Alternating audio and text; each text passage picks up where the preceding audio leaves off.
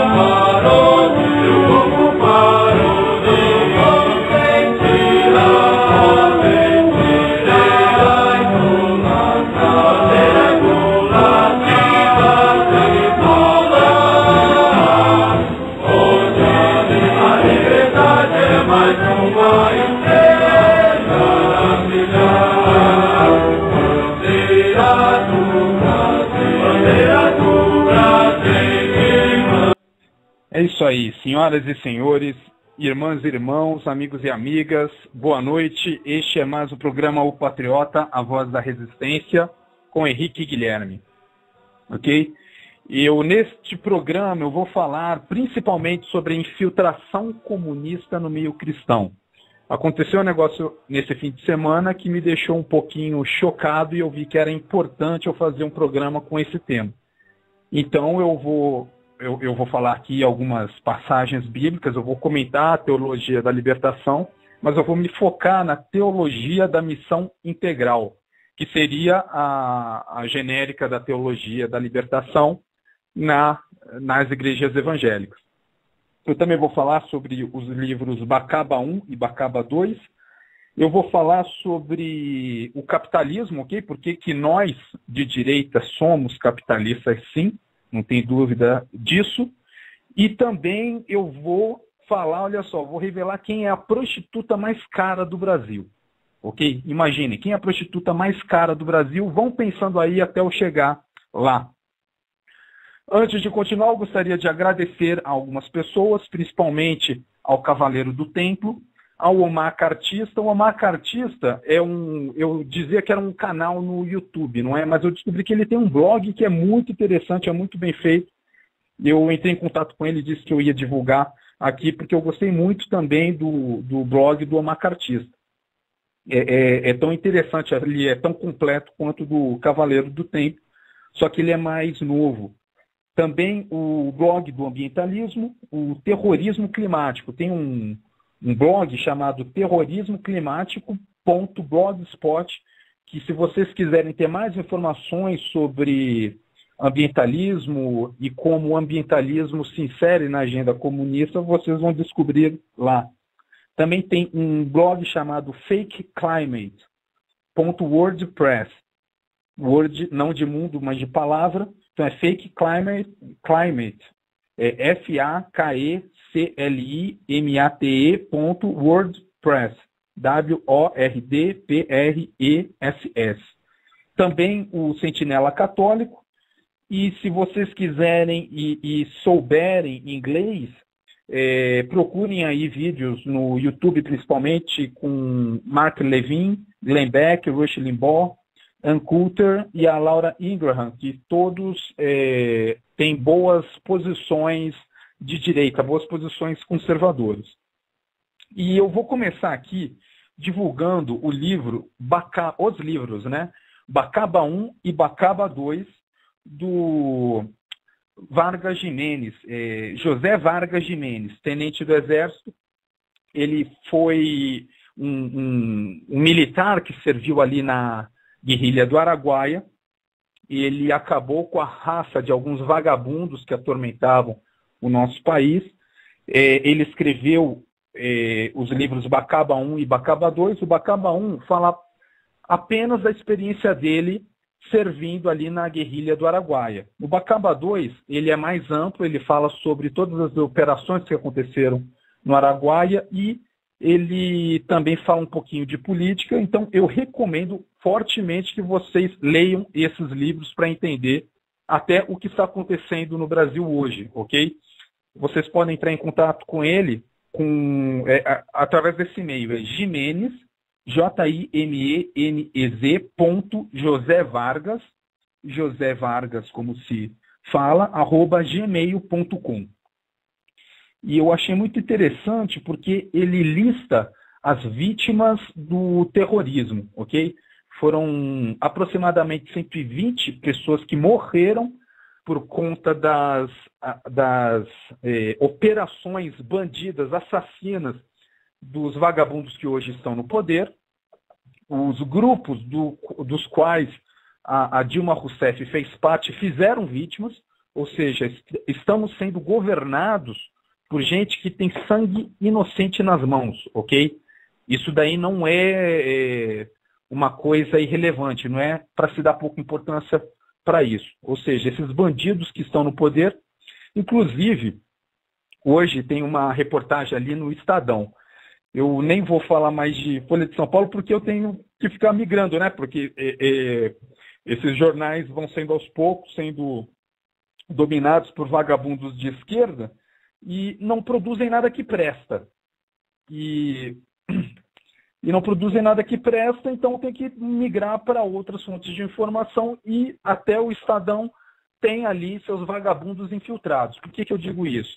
Porque eles fizeram uma reportagem meio sensacionalista dizendo que os órgãos da repressão tinham informações de um guerrilheiro que morreu. Aí na reportagem eles falam assim, que tinha lá um vagabundo, lógico que eles não chamaram de vagabundos, porque os vagabundos que escreveram a reportagem, eles apoiam aqueles bandidos, então eles têm conhecimento de que o vagabundo lá teve aula de guerrilha em Cuba. Quando ele chegou no Brasil, o trecho que me impressionou da reportagem era o seguinte, que os órgãos da repressão já sabiam que ele chegaria no Brasil e estavam acompanhando ele desde que desembarcou no Brasil. Como assim, órgãos da repressão? O vagabundo não estava tendo aula de guerrilha em Cuba para tocar o horror aqui? Por que falar, por que difamar assim os órgãos que estavam preocupados com a segurança pública no Brasil? Então, é a partir dessas sutilezas que nós temos que identificar e nos isolar desses bundamoles, ok? A gente não pode deixar essas coisas passarem.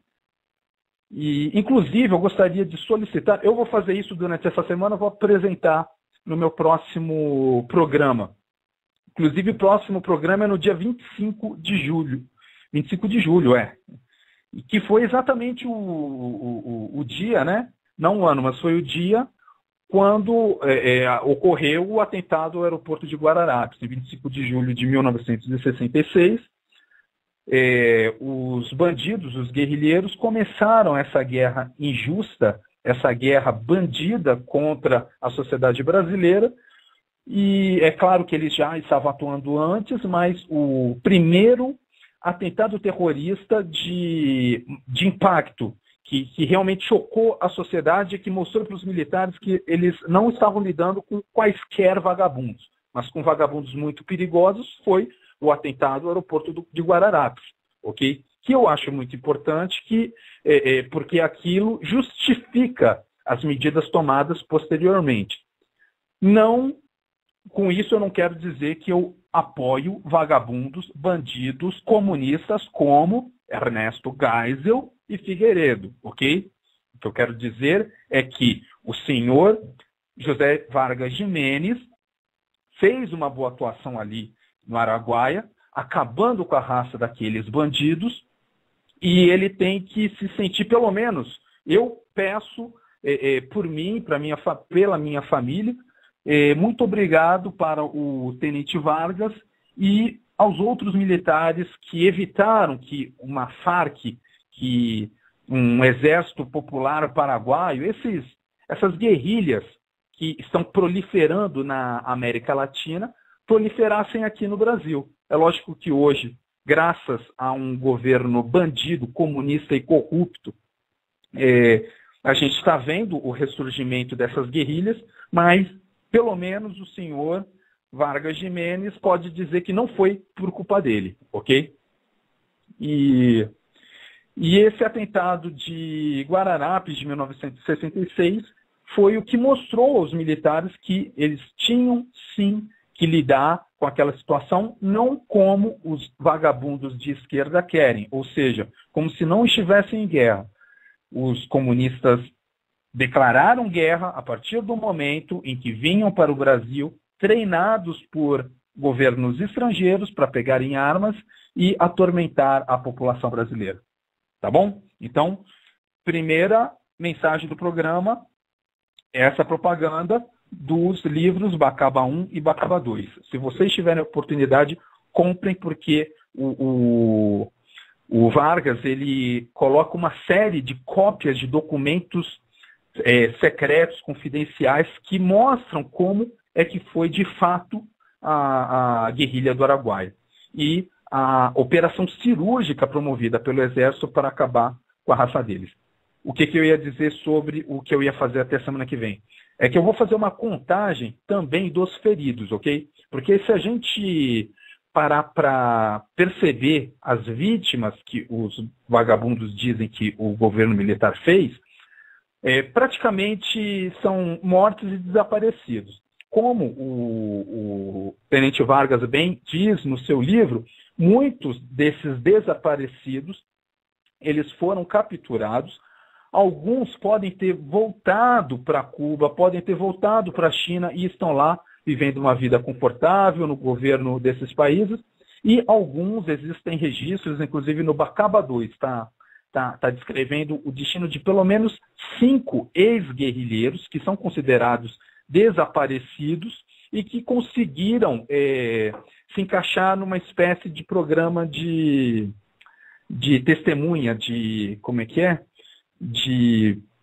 realocação de testemunha para proteger a identidade deles, né? Eles trocaram de identidade, se passaram a trabalhar ali para os militares, depois eu não sei o que aconteceu com eles, mas não morreram, ok?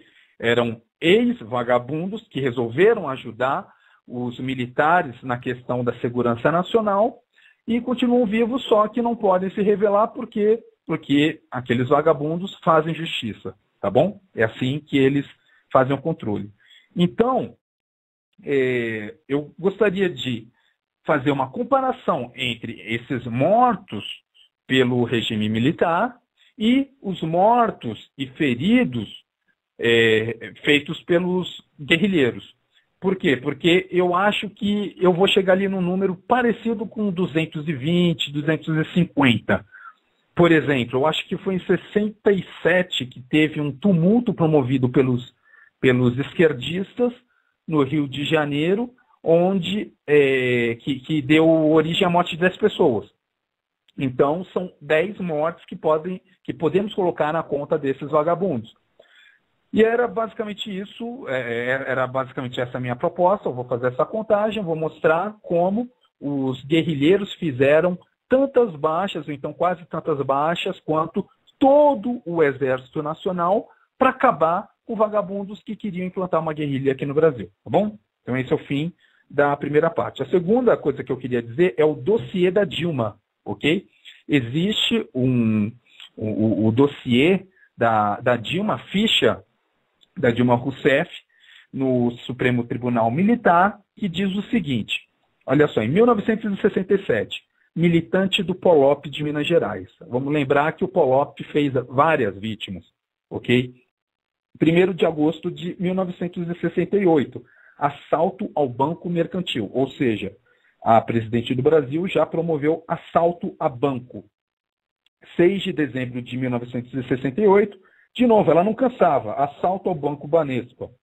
12 de outubro de 1968, planejamento do assassinato do capitão Charles Chandler. 11 de dezembro de 1968, assaltou a Casa de Armas de Ana. Em 24 de janeiro de 1969, assalto ao 4º Regimento de Infantaria de Quintaúna, em Osasco. Roubou 63 fuzis automáticos leves 762. Imaginem quantas vítimas esses fuzis não fizeram nas mãos dos bandidos. Ok? É esse tipo de coisa que os senhores têm que pensar. Em abril de 69, ela se tornou uma militante da Colina, que eu acho que era Comando de Libertação Nacional. Em 18 de julho de 69, de novo, ela não cansava de roubar, ok? É bandida, não cansava. Olha lá, assalto à casa do governador Adhemar de Barros. Em setembro de 69, ela participou do Congresso VAR Palmares, da Vanguarda Armada Revolucionária Palmares. Em 20 de setembro de 69, assalto ao quartel da Força Pública, ok? Ela foi denunciada, ok? Ela foi denunciada pelo Ministério Público Militar num processo contra integrantes do VAR Palmares, tá bom? E nesse processo, ela foi interrogada e ela se declarou marxista-leninista, ok? Então, Dilma Rousseff é marxista-leninista, a gente sabe, mas nesse processo, aparentemente, ela confessa isso. O processo diz que, ao ser interrogada, ela admitiu que a Colina fez pelo menos 3 assaltos e um atentado à bomba, que seriam mais ou menos o que estão lá na ficha criminal dela. Ela tentou defender que não teve participação ativa. Tá bom, confessou em depoimento que sua função era organizar células de militantes para combater o regime. E em junho de 69, ela disse que participou da reunião de fusão do Colina com o VPR. Inclusive, o delegado que fez o inquérito diz que ela era do Comando Geral da Colina, ok? Do Colina, e coordenadora dos setores operário e estudantil da VAR Palmares de São Paulo, bem como do setor de informações do VAR Palmares. Então, é com esse tipo de gente que estamos lidando, ok? E vocês, os senhores, as senhoras, as irmãs e os irmãos, tentem notar a sutileza com que os esquerdistas atuam. Eles, por exemplo, vocês não vão esperar que a Dilma saia gritando, dizendo que quer matar todo mundo, que admite o que ela fez. Ao mesmo tempo, os senhores notam, é por isso que eu chamo ela de bandida, de assaltante, porque eu nunca vi, eu acho que eu nunca vou ver um programa, ou então uma entrevista dela falando assim, eu me arrependo do que eu fiz. Os senhores esperam isso da dona Dilma? Ela dizendo, eu me arrependo do que eu fiz. Eu fiz parte de grupos de assassinos que mataram pessoas. E eu me arrependo. Eu estou arrependida. Vocês acham que vocês vão ver isso? Não, né? Eu também não. Eu não espero ver isso, porque, é como eu disse, os esquerdistas, eles atuam de uma forma muito sutil. Inclusive, nessa semana, algumas pessoas entraram em contato com um discurso todo, e eu concordo com isso, mas logo em seguida metendo a agenda esquerdista no meio. Dizendo, não, mas acho que você está com problemas de informação, porque o MST, olha só, MST, vamos lembrar o que é o MST. É um grupo de bandido que invade propriedades habitadas, tá bom? Tocam o horror, matam ali, muitas vezes matam o gado da família, destrói para fazer pressão política em governos, ou que eles são de oposição, ou em governos da situação, mas só para gerar ali um motivo, uma motivação para que alguma lei seja passada. Então, o rapaz fala que é de direita, que concorda com coisas que eu digo, mas tem essa questão do MST, que tem que pensar que é uma coisa positiva. Não, ok, pessoal? Não podemos nos entregar a esse discurso, porque vocês se lembram daquela carta, da mensagem da central comunista, As Ligas dos Comunistas, né? Escrita pelo Marx e pelo Engels em 1850. A questão da infiltração dos comunistas em sindicatos, em partidos social-democratas, ela é sutil. Eles vão se infiltrar como se concordassem com algumas coisas, mas vão explorar algumas tendências desses partidos de uma forma absurda e de uma forma que leve ao comunismo, ok? Por exemplo, eles são claros nessa mensagem em apoiar medidas que, no final das contas, tornem a propriedade inviável, ok? E quando vem vagabundo me dizer que concorda com o MST, que o MST tem que ser respeitado, coisa e tal, ele está me dizendo isso. Ele está dizendo assim, ó, eu não acho que a propriedade de nossos irmãos no campo deve ser respeitadas. E pior ainda, eu não acho que a tranquilidade dos nossos irmãos no campo deve ser respeitada. A gente tem que fazer essa separação. Então eu falei para o rapaz, ó, quem defende o MST é vagabundo e bandido, ok? Porque isso é fato. Aí ele falou assim, não, mas vejam só que ele está ofendendo. Não, algumas vezes você proclamar, ok? Não é uma ofensa, você só está proclamando a verdade. MST é movimento de vagabundo e bandido, ponto. É só ver os crimes que eles cometem. Eu reconheço que tem muita gente simples que é usada por esse movimento. Mas essa gente simples não é um movimento, eles são usados, ok? O MST, a toda a ideologia do MST, as ações do MST é de vagabundos e bandidos. E quem apoia isso é vagabundo e bandido também. Não tem que ter esperança de que não seja. Tá bom? Então ele fala assim, ele está me ofendendo.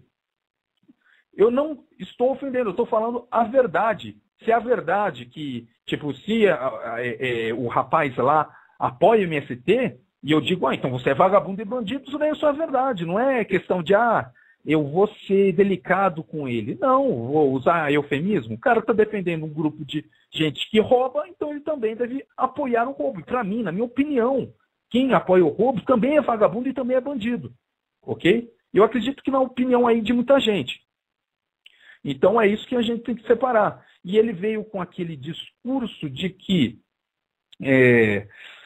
você criticar algumas pessoas, por exemplo, chamar o MST de bandido, não pode, ok? Mas você defender o MST, dizer que defende o MST, que realmente, de fato, rouba a propriedade, que agride as pessoas, que humilha os camponeses, não, isso daí pode. Que é a mentalidade esquerdista que foi criada nessa nossa sociedade maluca, né?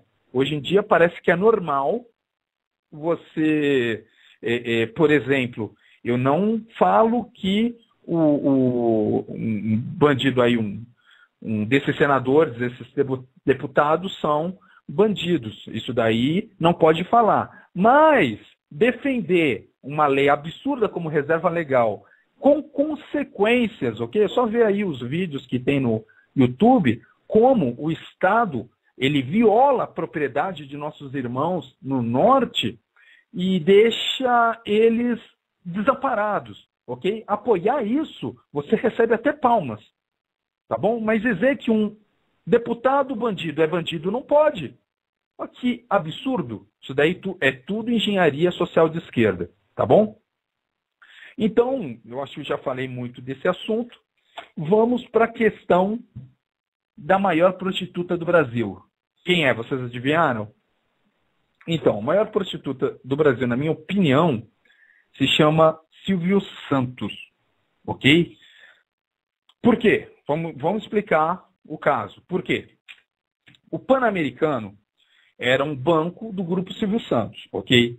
Em dezembro de 2009, a Caixa Econômica Federal comprou 49% do capital votante e 37% do capital total do Pan-Americano, por 739 milhões de reais. Ou seja, a Caixa Econômica Federal usou o dinheiro aí dos brasileiros e dos seus correntistas para comprar uma parte do Banco Pan-Americano.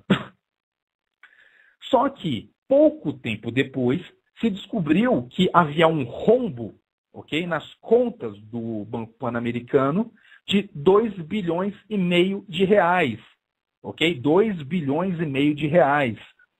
E esse foi só o rombo inicial. Depois, investigando mais o caso, se descobriu um rombo de 4,3 bilhões de reais. Tá bom? Um rombo de 4,3 bilhões de reais, que é muito mais do que o orçamento de muito ministério aí. Ok? É disso que nós estamos falando. E o que era feito? Eles vendiam ativos, ok? Vendiam contratos, créditos que eles iam receber, e eles não davam baixa. Qual o problema disso? Um dos problemas é que para você comprar uma cota, por exemplo, imagine que você está comprando um prédio. E você vê que o prédio tem 9 andares.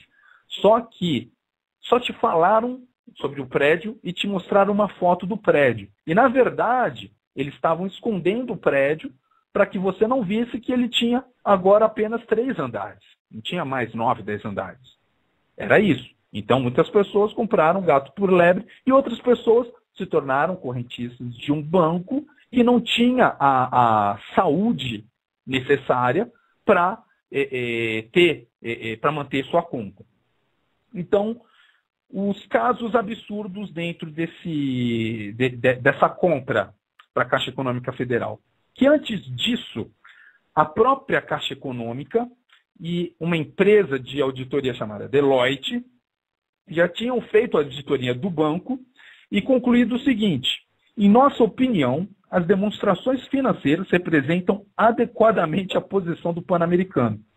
Olha só, eu antes de meter o pau, eu vou falar sobre as outras entidades que fizeram, de alguma forma, uma auditoria no Banco Pan-Americano. O Banco Central, ok, que controla os bancos, pelo menos tem que controlar os bancos, a KPMG, o Banco Fator, tá bom? E nenhuma dessas auditorias anteriores conseguiram identificar um rombo que, no final das contas, se descobriu que era de 4,3 bilhões de reais. Vocês estão me entendendo? Imaginem, 4,3 bilhões de reais não é pouca coisa. Não é, se fosse 200 milhões de reais, já seria muito. Ok? Já seria muito. Então, os senhores têm que se questionar. Por que ali mais ou menos 5 auditorias não pegaram um rombo de 4 bilhões de reais? De novo, 4 bilhões de reais. Por quê? Alguém já parou para raciocinar no absurdo que isso é? Tipo, eu sou muito, como é que eu posso dizer? Eu tenho muita fé na incompetência das pessoas. Quando digo fé, é que eu acho que existem pessoas que conseguem ser extremamente incompetentes, ok? E eu acredito que os auditores e os gerentes responsáveis dessas auditorias foram absurdamente incompetentes também, ok? Mas a minha fé na incompetência humana não chega aos 4 bilhões de reais, 5 vezes, 5 auditorias que não pegaram esse rombo, ok? Isso daí não é explicado só por incompetência. Isso daqui é maldade, é conluio, tá bom? É gente recebendo uma graninha para falar o que o carinha que solicitou lá a auditoria queria ver escrito no papel. Simples assim. Ah, estou exagerando. Não, se tu acha que eu estou exagerando, provavelmente tu é retardado, porque não pensou no caso. 4 bilhões de reais, não é 500 milhões de reais. Já seria um absurdo. São 4 bilhões de reais, que era o rombo do Banco Pan-Americano. Uma das coisas mais graves é, depois de tantas auditorias sem identificar isso, vem a Caixa Econômica Federal, ok? E compra mais ou menos ali 30%, um terço, um quarto, mais ou menos um terço do banco. Ou seja, gastou o nosso dinheiro com porcaria, com figurinha repetida. Ok? Olha só os absurdos. Então, se descobriu o rombo, se eu não me engano, foi em outubro de 2010. Ok? Em seguida, depois de um tempo, acho que foi em setembro de 2011, o Silvio Santos já conseguiu um empréstimo de 2 bilhões e meio, porque na época o rombo inicial visto, né, que foi identificado, foi só de 2 bilhões e meio de reais. E esse empréstimo a 10 anos, para pagamento a 10 anos, que depois foi prolongado para 17 anos, sem juros, ok? Com carência de 3 anos, e que à vista, se ele quisesse pagar à vista, alguns meios de comunicação colocaram que ele iria pagar 450 milhões de reais. E por que ele não pagou? Porque não tinha esse dinheiro, que ele estava quebrado, tá bom? O banco dele era um buraco negro nas contas dele. Até que veio o FGC, né, que é o Fundo Garantidor de Créditos, que no estatuto, no regulamento lá do FGC, se eu não me engano, ele podia cobrir até 20 milhões do rombo do Pan-Americano, ok?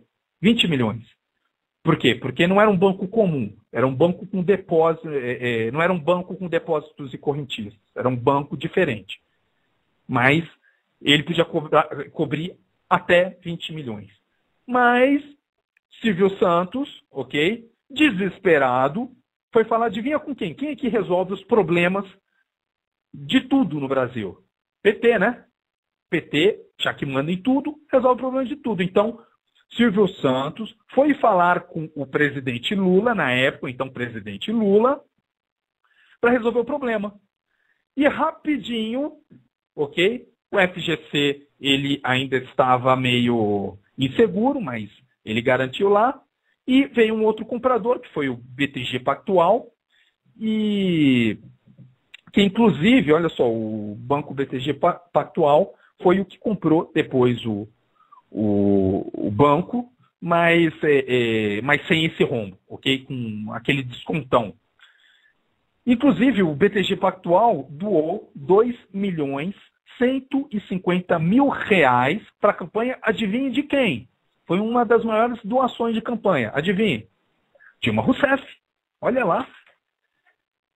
Continuando. Aí teve o teatrinho, né? Teve o teatrinho porque Silvio Santos tinha que parecer competente. Que não era, né? Isso daí, até hoje, ele já está vivendo aí uma vida que eu acho de miséria, né? De miserável, ok? Nós pagamos a conta do Silvio Santos. O Silvio Santos tem todo aquele glamour em cima dele, que algumas pessoas fazem, eu não sei porquê também, porque o canal dele sempre foi uma porcaria. Eu acho que a única coisa que prestou, que presta ainda na SBT é o Chaves, mas não o Hugo Chaves, mas o Chaves. É importante eu fazer essa diferenciação, já que a tendência do SBT tem ido justamente na linha do Hugo Chaves, mas o Chaves, aquele programa de comédia, é uma das coisas boas que o SBT trouxe, mas ele finge lá, o Silvio Santos finge fazer exigências, ok? Ele diz assim, eu só vou vender meu banco se o FGC cobrir todo o rombo de 4,3 bilhões de reais e me devolver as empresas do grupo que eu tinha dado em garantia para conseguir o primeiro empréstimo. Como se ele, olha só, o banco estava já ferrado, era uma dívida bilionária. Se ele conseguiu, não é por causa dessa exigência, é porque ele falou lá com o Lula resolveu o problema dele. Ele, nesse momento, já estava comendo na mãozinha do PT. Ok? Ele se vendeu, ele vendeu sua alma, ele vendeu sua dignidade, se bem que eu não acho que nesse momento, ainda mais depois, né, as consequências, e como vocês vão ver pelo relatório, ou então pelo inquérito lá da Polícia Federal, eu já acho que ele tinha se vendido para outras coisas antes, mas isso daí é minha opinião. Agora, é engraçado que o FGC recebeu mais ou menos 1,5 bilhão de reais de FCVS, que são créditos imobiliários bem micados, ok? Em 2010 e 2011. Precisa de uma série de burocracia para conseguir, eles conseguiram. E o Pan-Americano, ele também, assim, essa parte é importante. Todo esse esquema de fraude no Banco Pan-Americano deve ter privilegiado alguém, não é? Então vamos ver o que se descobriu. Foi descoberto um pagamento de 120 milhões de reais em juros, mais ou menos assim, você deixava seu dinheiro lá, o Banco Pan-Americano fazia os investimentos dele e te remunerava com determinada taxa.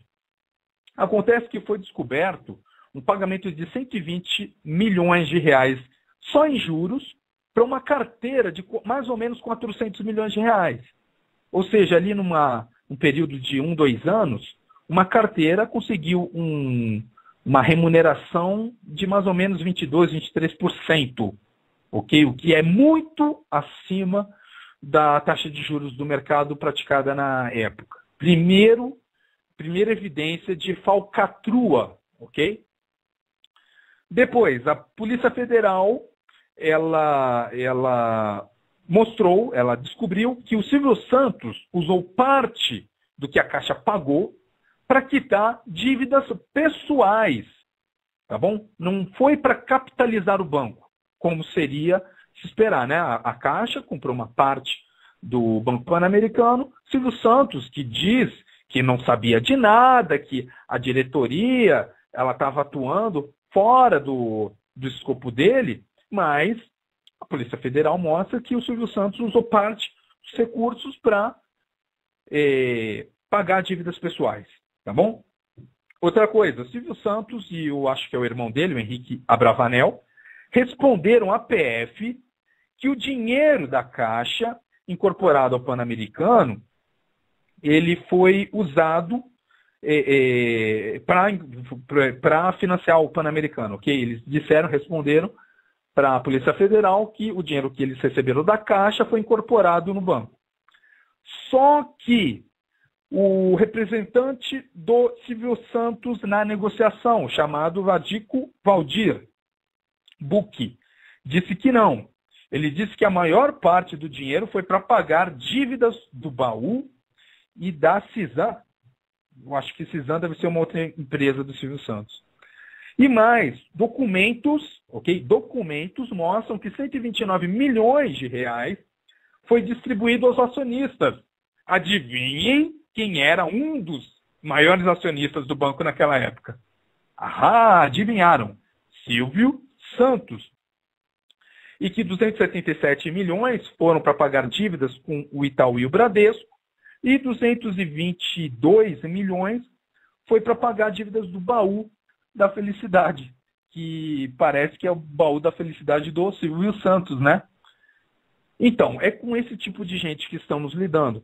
E por que eu contei toda essa historinha do Banco Pan-Americano? Foi só para mostrar como a gente tem um sério problema de incompetência nessas empresas de auditoria? Não, claro que não. Eu queria falar um pouquinho aqui sobre a questão da inveja e da cobiça. Por quê? Tem muita gente que inveja o padrão de vida de algumas pessoas. Mas eu gostaria que os senhores, as senhoras, as irmãs, os irmãos se perguntassem: existe motivo para ter inveja de um elemento como Silvio Santos numa hora dessas?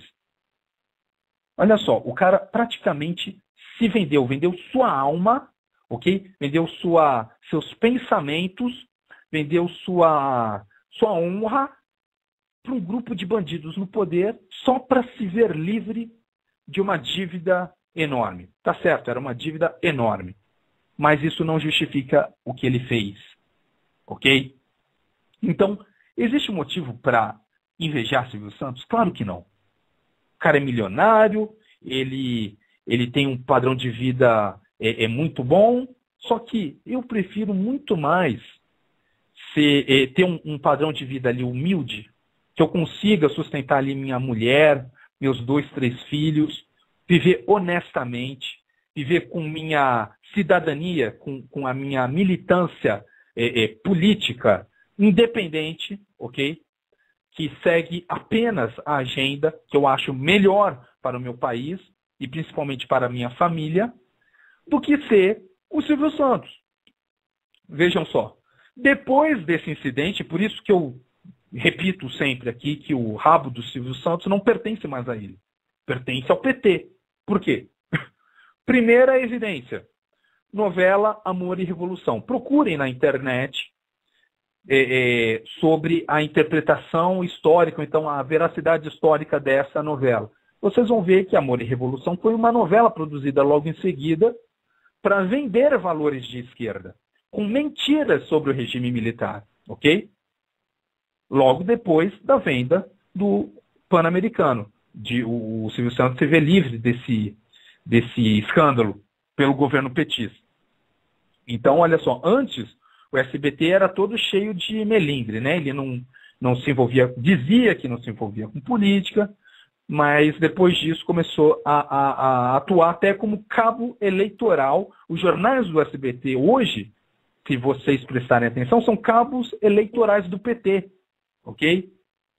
Olha só, os jornais do SBT, eles têm seguido essa agenda esquerdista, e eu já percebi isso, acho que foi no ano passado, no retrasado, quando aquele Roberto Cabrini, ele fez um programa onde vendeu a falsa ideia de que há uma perseguição aos gays no Brasil, e foi no mesmo, mais ou menos na mesma época, que eles estavam falando mais sobre a PL 122.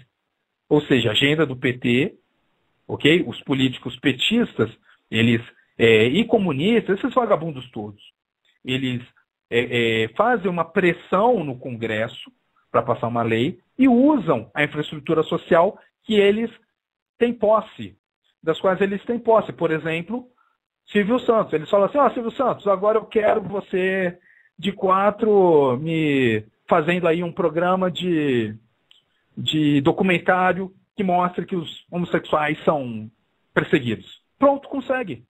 Por quê? Porque eles têm o Silvio Santos. Entenderam? E é assim que, infelizmente, o Brasil tem funcionado. Outro exemplo, recentemente o Ratinho. Olha só, o Ratinho já tinha ajudado o Lula em outras eleições. Eu acho que vocês se lembram de programas do Ratinho com o Lula.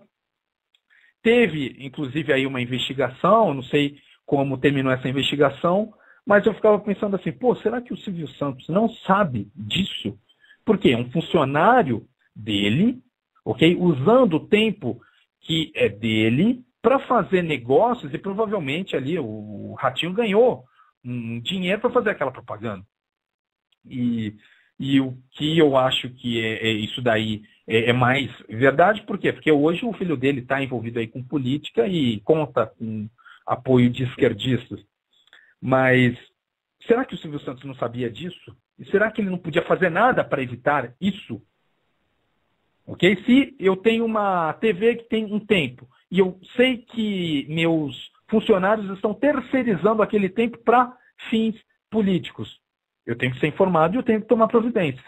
Ele não tinha tomado providências antes. Aí vem o Ratinho e novamente faz propaganda escandalosa e antecipada, ok? E, inclusive já foram acionados por crime eleitoral do homofascista Haddad e do Lula. Os dois apareceram lá no programa do Ratinho. Deu para ver, quem viu, viu uma situação ridícula, porque o Lula falava, era o cabo eleitoral evidente do Haddad. O Haddad não falava que nem o Lula, e olha que o Lula já passou ali por uma operação na garganta, e ficou aquele negócio ridículo só para vender o Haddad na TV. Então é disso que nós estamos falando. E eu acho que uma das coisas principais, ok, que eu decidi também colocar isso nesse programa, foi o seguinte, que se vocês pararem para pensar, os esquerdistas, eles são, como eu já falei em outros programas, eles costumam colocar a preguiça no centro da vida deles também.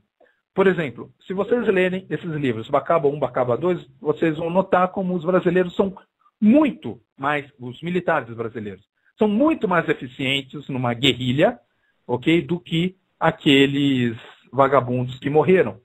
Porque foi mais ou menos assim, no tempo que o Vargas ele estava lutando lá com os guerrilheiros, eu acho que uns 20, 25 guerrilheiros morreram. Só 3 militares morreram e 2 por acidente dentro dos próprios militares. Eu sei, parece um pouquinho de desastrados demais, né?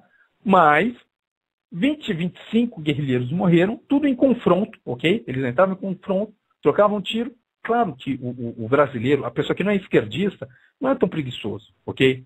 Não é tão vagal como esses vagabundos. Os caras fizeram um treinamento de guerrilha em Cuba, vem para cá e leva tiro na bunda. É simples assim.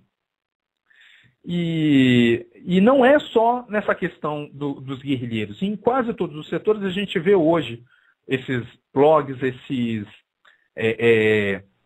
sites de internet, principalmente mais ou menos oficiais, tipo Folha de São Paulo, o UOL, Terra, essas porcarias. Um dos motivos também, que há um tempo atrás eu parei de ler essas porcarias, era o excesso de erros. A gente via que eles estavam seguindo uma agenda e que estavam contratando pessoas ignorantes mesmo para trabalhar lá. Isso daí é como a esquerda funciona. Você dá poder para um grupo, esse grupo vai pegar pessoas não que sejam competentes, mas que concordem com elas. E essas pessoas que concordam com a esquerda costumam ser burras.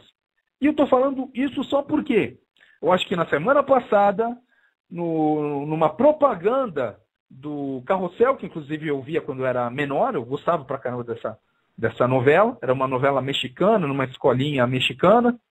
Eles resolveram refilmar Carrossel aqui no Brasil e na chamada, olha só, na TV, para todo o Brasil ver. Não sei quem tinha que tomar uma difícil decisão na TV, no SBT, ok? Foi o que me motivou a fazer essa porcaria, porque quando isso acontece, eu, pelas outras observações que eu fiz, eu já vi que o canal ali foi comprado, ok?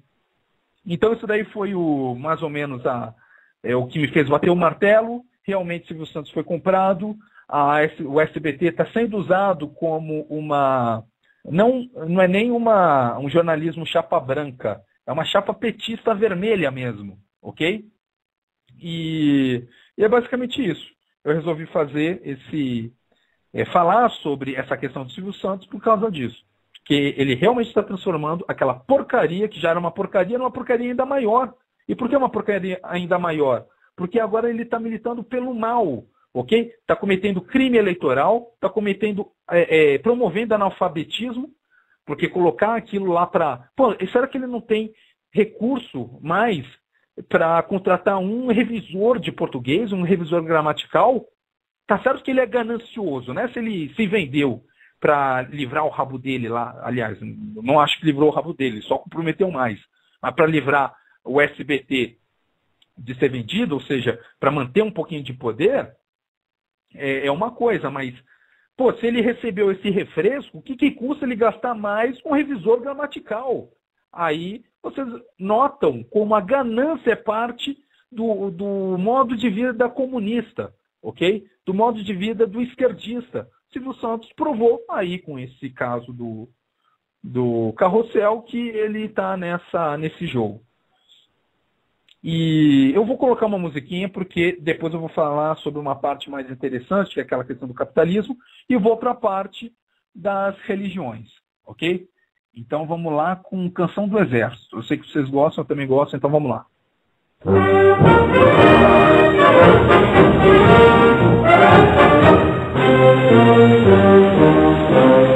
Nós somos a pátria guarda, fiéis soldados, por ela amado.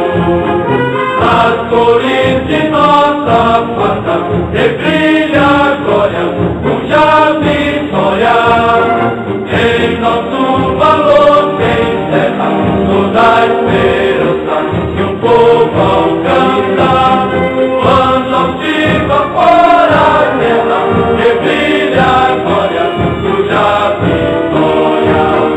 A paz queremos com fervor, a guerra só nos causa dor.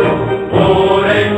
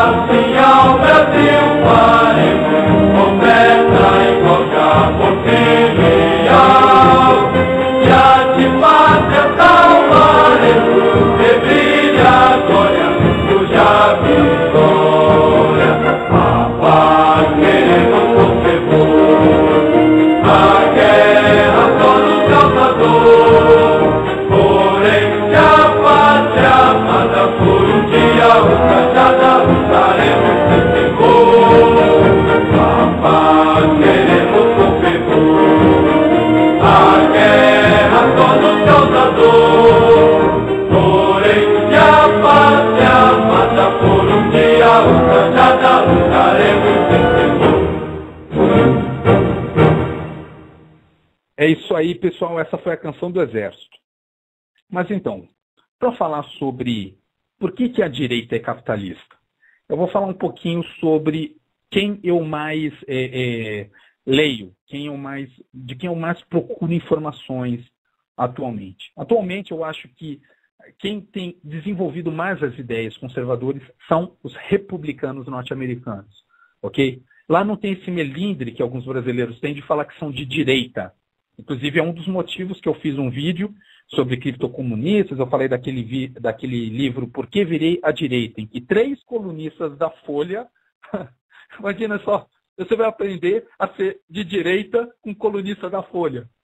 Não dá, ok? Então, 3 colunistas da Folha tentam explicar por que se acham de direita. Mas você, lendo o livro, nota que alguns deles têm meio até receio de falar que é de direita e elogia a esquerda em alguns sentidos, como se eles não soubessem de todo esse esquema, de todo esse jogo que existe para a esquerda tomar o poder.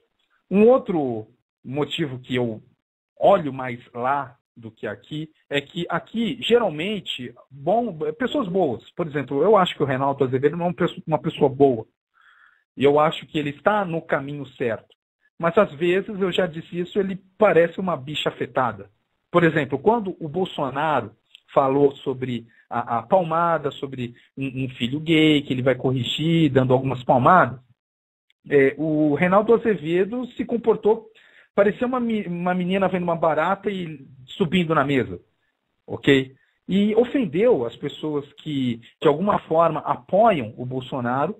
Mas eu achei isso muito estranho, porque isso daí pareceu guerra de classes feita por elementos de direita. Por quê? Eu tenho certeza, olha só, eu costumo ser ponderado nas minhas colocações, mas eu tenho certeza que a maioria dos pais, dos bons pais no Brasil, esses senhores aí com 50, 60 anos, diria a mesma coisa que o Bolsonaro disse.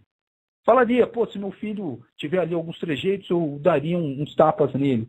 E, assim, por mais que ele concorde ou não, simplesmente desprezar essas pessoas, que nem me pareceu que ele colocou ali nas palavras dele, não é uma coisa de direita, e por isso que eu não tenho falado mais dele. Agora, tem algumas situações lá nos Estados Unidos, entre os americanos, que eu acho muito legal. Por exemplo, eu já falei sobre os debates dos republicanos, em que um dos candidatos, que era o Newt Gingrich, ele tentava acusar o Rooney de algumas práticas ali muito severas nas empresas dele. E o Rooney respondeu, não, acho que nós somos republicanos. Eu não sei por que você está me criticando, se eu precisei demitir algumas pessoas no passado, mas isso daí é o que toda empresa faz. Eu sou um ente privado, às vezes eu preciso demitir, mas hoje a empresa tem, então, tantos mais funcionários.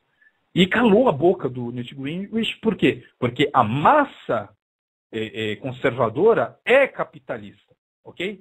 Simples assim. A massa conservadora é capitalista. Outros comportamentos que eu achei legal.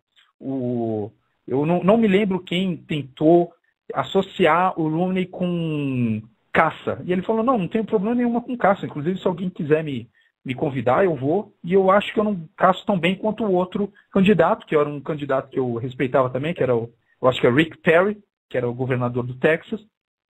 E ele falou, eu realmente acho que eu caço melhor que vocês.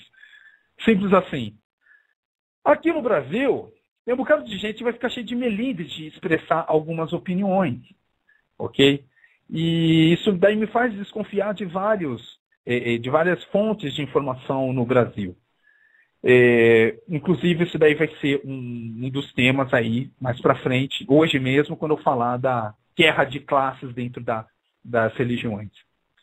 Então, mas eu só falei isso para dizer que vocês não precisam ter traumas, não precisam ter travas, podem falar que são capitalistas, ok? Quem diz que não é capitalista, ou então que é contra o mercado, provavelmente está atuando conforme os interesses de comunistas, ok? está atuando de uma forma que os comunistas gostam, tá bom? Por quê? O capitalismo é só um sistema econômico. É só um sistema econômico. E o melhor modelo conservador é a república capitalista. Simples assim. Propriedade é garantida. Se alguém quiser tomar a decisão de usar a sua propriedade como se em um comunismo estivesse, ela pode tomar essa decisão, tá bom? E aplicar ali uma regra dentro do seu clubinho de uma forma interessante, limitado só pelas leis penais, eu diria mais ou menos isso. Agora, o socialismo não é só um sistema econômico. O socialismo é necessariamente um sistema econômico e um sistema de governo, um sistema político, tá bom? Por quê? Porque no sistema socialista você não tem a propriedade. Então você só consegue simular um capitalismo, não é por sua decisão, é se o Estado deixar, como a gente está vendo, China. Mas inclusive eu convido os senhores a procurarem, são vídeos interessantes sobre as cidades fantasmas na China, que a China tem construído muita coisa e deixado abandonar. E nesses vídeos vocês vão ver que algumas pessoas, para que sejam construídas essas cidades, que ninguém vai fazer nada com elas, eles estão esperando o futuro, que aconteça alguma coisa, vai saber o plano econômico deles. Eles não têm nenhum receio de desabrigar as pessoas, de desapropriar a propriedade dos chineses. Por quê? A propriedade não é garantida na China. Simples assim, não é garantida. Depende do Estado, não depende dos cidadãos. Mesmo se todos os cidadãos disserem assim, eu acho que o Estado está exagerando nessa política aí de ficar desalojando as pessoas porque quer construir um shopping aqui. Ok? Não vão conseguir, porque só depende do governo. O sistema socialista é assim. Então essa é uma das grandes diferenças entre capitalismo e socialismo. E eu gostaria que os senhores entendessem com esse exemplo que a propriedade é importante e ela nunca vai entrar em contradição com o sistema capitalista republicano, ok? Inclusive é uma base do sistema capitalista republicano. Então, o direitista é capitalista, só que ele não é anarquista. Isso daí todos os teóricos alinhados com a direita, ou então com o conservadorismo, vai defender mais ou menos isso, ok?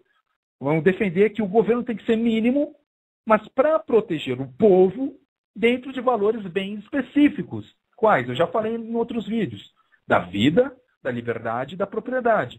Notem que o oposto, o socialismo, ou então coisas que se aproximam, eles vão ser vão sempre limitar pelo menos dois desses, e o terceiro, a vida, vai sempre limitar a sua propriedade, que não existe, a liberdade também, que é praticamente nula, só vide China, e também a vida.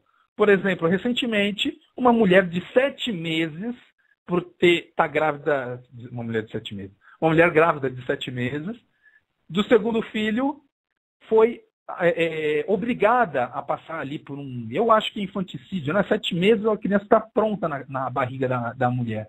E o governo chinês, assassino, matou o moleque. Olha só. Por quê? Porque a vida não é a base do sistema socialista. O sistema socialista eu já expliquei, uma religião do mal, vocês não entenderam. Vou falar mais sobre isso em outros vídeos. Se vocês não entenderam, volte, porque eu tenho muita coisa para falar hoje. Mas é basicamente isso, ok?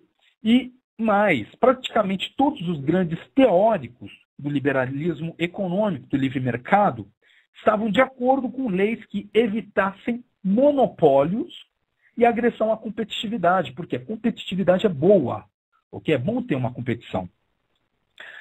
Agora, eu estou falando isso só para deixar mais claro, porque eu conversei com várias pessoas, eu já ouvi muito isso. Recentemente eu falei aí com o autor do Sentinela Católico, que é uma pessoa muito boa, que eu conheço, converso, que eu considero um irmão dentro da Igreja Católica, mas que algumas opiniões eu discordo e, pelo que eu vejo, a maior parte da direita madura também eu discordaria. Por exemplo, nenhum país comunista nunca aconteceu, incentivou a ali o livre mercado antes, durante e depois da Revolução. Nunca, ok? Nunca aconteceu isso. Ou seja, o livre mercado não é uma coisa comunista, é uma coisa capitalista. A gente é bom. Dentro da teoria econômica é bom. Só que isso não significa que a gente vai conseguir atingir esse livre mercado sempre. Por quê? Porque existe uma coisa chamada sociedade política. E, às vezes, a sociedade decide fazer algumas coisas com a sua economia. E coisas que, apesar de não serem produtivas economicamente, nos protege. Por exemplo, não é à toa que, em praticamente todos os países do mundo, a droga não é legalizada. Simples assim. Inclusive, um caso interessante que eu, assim, costumo conversar com algumas pessoas, as pessoas falam assim que, pô, você é radical porque você é contra a legalização das drogas. Olha só até que ponto a engenharia social chegou. Como assim? Eu sou radical por eu ser a favor de uma lei? É isso? Olha só como funciona a cabeça demente dos esquerdistas. E mais recentemente, estava conversando aí com outra pessoa, a pessoa falou assim, não, mas essa medida aí que você está falando, vocês não estão pensando nisso. Vocês não estão pensando que proibir as drogas não é bom. Como assim não está pensando? Todos os países do mundo, com exceção ali, eu acho que da Holanda, eles proíbem a droga. Proíbem maconha, cocaína e essas porcarias. Não é à toa. Os países não tomam decisão à toa. Ok? Então, às vezes, a população toma algumas decisões para protegê-la, apesar dos seus efeitos econômicos. Simples assim. Outro exemplo, você vai vender arma para o seu inimigo. Ok? Você vai vender a arma, imagina os Estados Unidos vendendo a arma para um país que chama eles de o grande Satã, ou então que diz que não vai descansar até que destrua um dos seus aliados, que é Israel. Tem cabimento? Claro que vai ser muito bom economicamente para algumas pessoas, mas não vai ser o melhor sistema. E então é isso. O governo ele tem algumas funções específicas, e como garantir a justiça, facilitar a convivência dos cidadãos, não atrapalhar. Eu acho que é a principal função do governo, é não atrapalhar. Por favor, governo, não me atrapalhe. É só isso que eu peço. E fazer a defesa da pátria. Só isso. É possível, como eu disse, manipular uma coisa ou outra por questões políticas, por questões práticas. Ok? E uma das coisas interessantes também é a questão da tarifa alfandegária. Ok? Pode parecer uma boa ideia, mas para isso é necessário, como aí os teóricos eu acho que foi Montesquieu que dizia que a força motriz da república é a virtude. Precisamos ter virtude, ok? Precisamos, se for o caso, ter aí uma barreira alfandegária quando o setor está interessado no bem de toda a sociedade. Mas isso daí dificilmente acontece. Os países mais desenvolvidos costumam ter uma abertura de mercado maior. E é o seguinte, teoricamente, o custo de transporte de um país, por exemplo, imagina um industrial brasileiro e um industrial europeu. O europeu tem um gasto ali de mão de obra enorme. O capital lá também é caro. Por quê? Porque o modo de produção também é mais caro, mas eles produzem massa e conseguem produzir ali mais baratinho. Só que eles produzem por um preço, tendo em vista um salário alto, tem o custo de transporte para chegar aqui, e mesmo que não tenha tarifa, tem a questão burocrática, que é fazer acordo com quem vai vender, com quem vai distribuir aqui no Brasil e lá também. Ou seja, se tem algum setor aqui que compete com aqueles produtos e ainda vende mais por um preço mais alto, a gente tem que pensar, é legal ter emprego, mas isso em detrimento do recurso de toda a sociedade. Ou seja, os cidadãos no Brasil, os cidadãos em qualquer país, também tem que ter vergonha na cara. Também tem que valorizar o trabalho, trabalhar e produzir as coisas de uma forma justa. Não é pedir, por exemplo, as concessionárias de veículo no Brasil. Tem ali pede algumas proteções, domina o mercado, mas o carro no Brasil é o dobro do preço nos Estados Unidos. É o dobro do preço em praticamente quase todos os países no mundo. E não é legal isso, ok? Ou seja, algumas vezes a abertura de mercado, eu acredito até que na maior parte das vezes a abertura de mercado, o livre mercado, é uma coisa positiva e vai completamente contra os ideais comunistas. Aliás, isso daí não se tem dúvida, porque a questão do comunismo, do socialismo é controle. Se lembra? Não, quando eu ensinei sobre os 7 pecados capitais, como uma forma didática para lembrar do comunismo, pode usar que é batata, tiro no alvo, ok? Se lembrem da gula comunista. Eles querem uma ditadura do proletariado. A ideologia do Marx dizia que, que o Estado vai usar o seu poder para desapropriar as propriedades da burguesia para acumular no Estado, ok? Para fazer ali a reforma social comunista que ele queria. Inclusive, um argumento que é interessante é que dizem que o Marx ele dizia que tem que explorar o capitalismo em alguns países para que surja a ditadura do proletariado. No começo ele pensava assim, quem estuda a obra de Marx, aliás, a teoria dele é essa, que a guerra de classes ela se intensifica numa sociedade capitalista avançada. Por quê? Porque na cabeça dele, inicialmente, era quando o trabalhador tivesse mais condições de vida, tivesse mais poder, ele conseguiria lutar contra a burguesia e contra os proprietários do meio de produção e ganhar e implementar um comunismo. Só que ele ainda viu o levante em revoluções, em países menos desenvolvidos, e quando a revolução aconteceu na Rússia, ou seja, o elo que ele chamava, né, o elo mais fraco do sistema, essa visão foi por água abaixo, mas dentro da teoria marxista, a questão do capitalismo é meramente por burrice dele. Era um cara burro, ok? A intenção, desde antes da Rússia, de acontecer a Revolução Comunista na Rússia, mas depois, principalmente depois, sempre foi acabar com o livre mercado. Livre mercado é um inimigo do comunismo. Comunismo tem como base ideológica a gula, ok? Ou seja, um mercado, um Estado, incorporando todos os meios de produção para promover o comunismo, e tem sido assim desde o século XIX, tá bom? Principalmente depois de 1917, com a Revolução Socialista, todos os países que tentaram ou conseguiram aplicaram medidas contra o mercado. E só para terminar essa exposição rápida, ok? Eu vou falar sobre a Suécia. A Suécia e a Noruega. Por quê? Porque as pessoas usam esses exemplos como se fossem países comunistas. Só que eu já expliquei. País comunista não tem representatividade. Esses países têm. Países comunistas não têm segurança de propriedade. Esses países têm segurança de propriedade até demais, ok? Você não rouba nesses países. Você vai preso de uma forma... Tá certo que eles têm alguns desses países, não todos, outros países são rigorosos, que têm uma participação no mercado grande e têm impostos elevados. Uns países têm uma lei rigorosa, mas outros são mais tranquilos. Mas, de qualquer forma, se você rouba alguma coisa lá, você chama a polícia, você vai preso. Não tem essa sacanagem que tem aqui no Brasil. Mas para dar um exemplo de como a Suécia...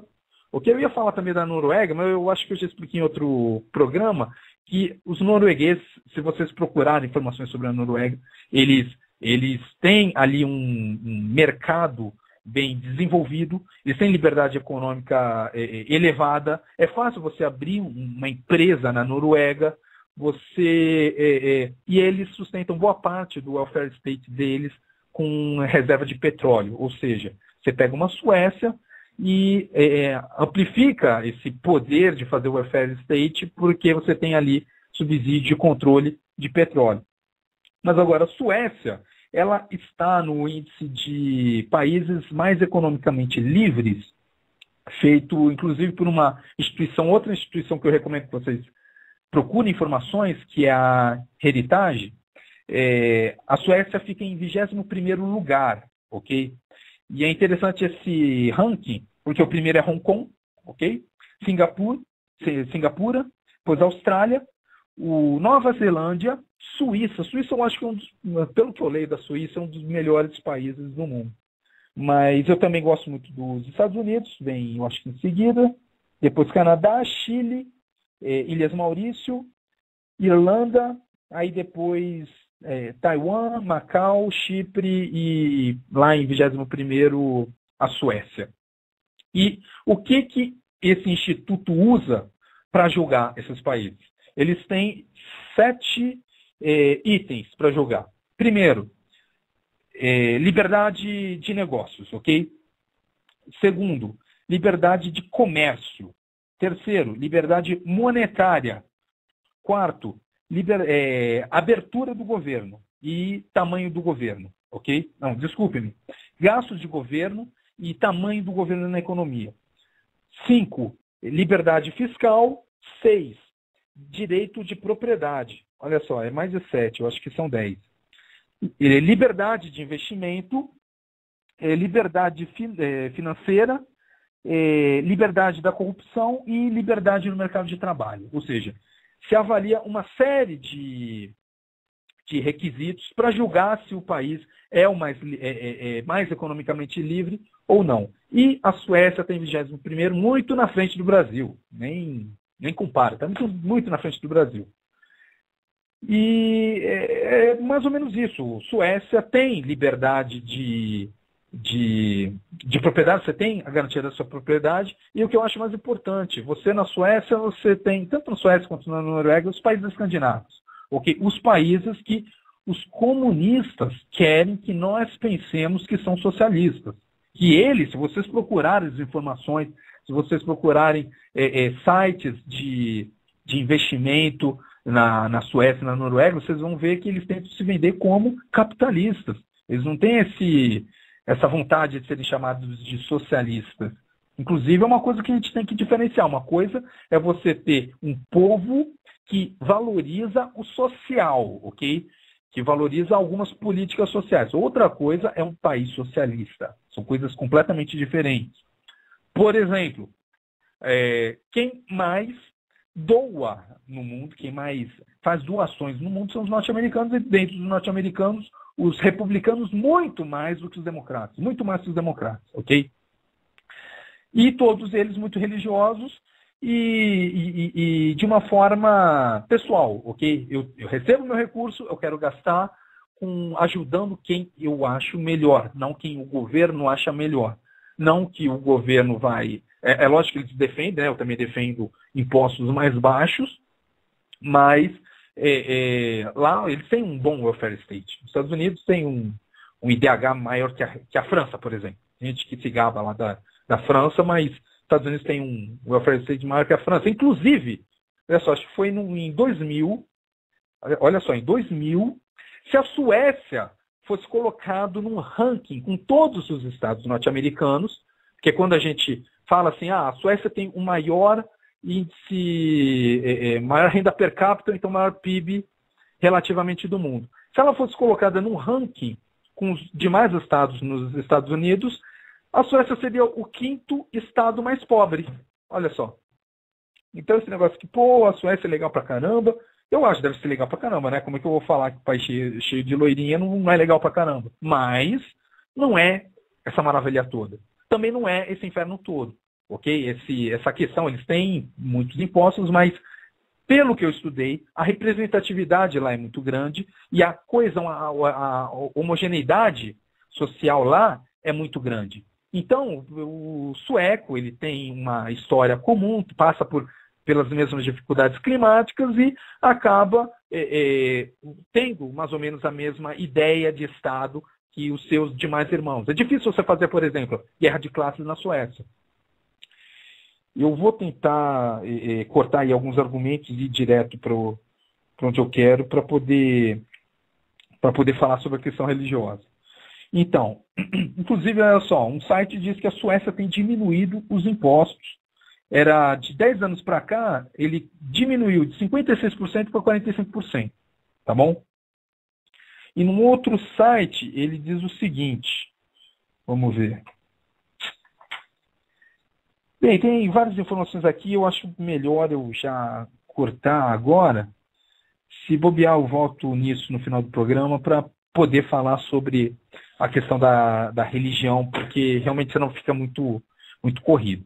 Ok? Mas antes de falar sobre religião, eu vou colocar aqui num hinozinho rápido para os senhores, para se prepararem psicologicamente, porque esse assunto é complicado, também tem que ver aqui alguns trechos específicos, mas depois dessa canção, que vai ser da engenharia, não vou colocar da artilharia, que é muito legal, mas é muito longa, depois dessa canção, ficamos com essa análise sobre guerra de classes nas religiões.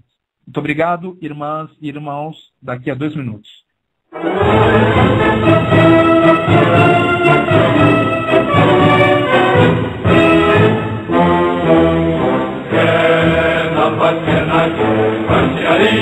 Costura sobrancelha em nossa história. Arma sempre presente, mãe, guia, são casadas, todas as vitórias. Nome da herói secular, audaz na guerra ao enfrentar a morte. Na paz você trabalha sem cessar. Pioneira brava de um Brasil mais forte, cadeiro lendário da arma portuguesa, que a tropa ostenta desfilar com melhoria. É o escudo de luta, é o brasão da grandeza e da glória, símbolo que pode a defesa e é o esteio do Brasil. A engenharia, mas é o Deus domina, filho de Nico, mantém sobre o seu corpo a frente.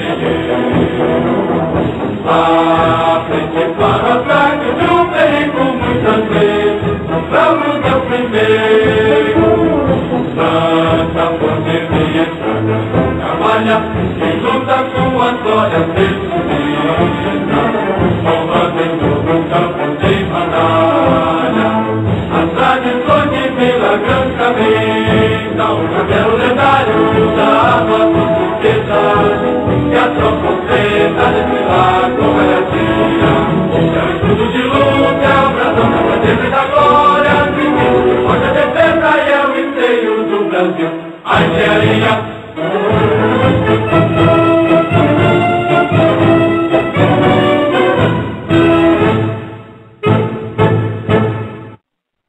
Pois bem, minhas amigas, meus amigos, minhas irmãs, meus irmãos, por que eu resolvi falar sobre religião agora? Por causa do seguinte, nesse domingo eu recebi aqui em casa alguns testemunhos de Jeová, desses que batem na porta, só que, vocês sabem, né? Na maior parte das vezes a gente não deixa eles entrar, eu deixei eles entrar. E a gente ficou conversando 1, 2 horas. E foi um debate interessante. Eles me entregaram, lógico que eu já tenho uma opinião formada, e eles me entregaram um exemplar e foi o tema do debate. Um exemplar do A Sentinela, anunciando o reino de Jeová. A capa da Sentinela, de 1º de maio de 2012, mostra como se fosse um palanque populista, um desenho do Papa, ok? O Papa, abraçado com um pastor. O título é o seguinte: deve-se misturar religião e política? Para mim, que sou ateu, essa imagem é uma crítica, é um ataque que eu acho desnecessário e improdutivo entre irmãos, ou então pessoas que deveriam se considerar irmãs, ok? Se os testemunhos de Jeová eles acham que os católicos, os protestantes, eles são errados em manifestar suas opiniões políticas, eu acho que eles podem escrever aqui no livrozinho deles, mas fazer isso de uma forma tão sensacionalista, eu acho que é ou um tiro no pé, ou o editorial da Sentinela é comprado mesmo por vagabundos de esquerda, se não for de esquerda. A gente tem que lembrar também que na época dos nazistas, alguns testemunhos de Jeová não tiveram nenhum receio de se envolver com política, ok? De apoiar os nazistas. Então, inclusive, eu acho que é um dos hinos que eles têm que é parecido também com o hino soviético. Mas aí eu precisaria confirmar essa informação.